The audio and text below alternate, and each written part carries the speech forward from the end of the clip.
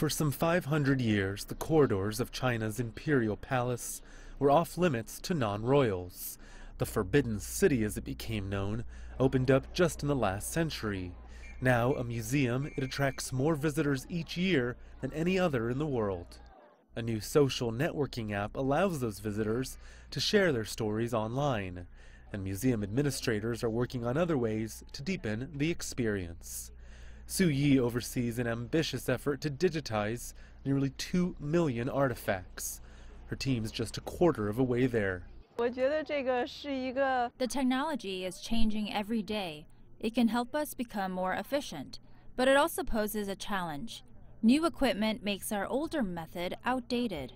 In April, the museum announced it had found another 55,000 artifacts.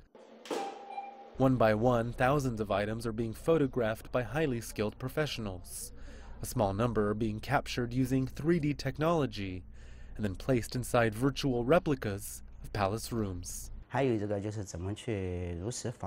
has to be very precise to reflect the true nature of the building, and it can be very challenging to convert the large-scale numbers into an accurate 3D representation.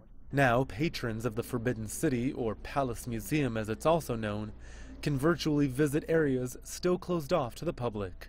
Curators hope the digital data will also help researchers get a fuller picture of what life was like during imperial times.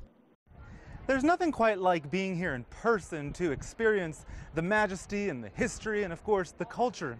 The digitalization process isn't meant to replace that, but rather supplement something old with something very new. China has a long history, but the world doesn't fully understand Chinese culture or the Chinese people very deeply. We want to use the internet to help change that. Thanks to the technology, she says, those leaving the Forbidden City may soon realize they've only just begun their visit. Rowie Rettenberg, CGTN in Beijing.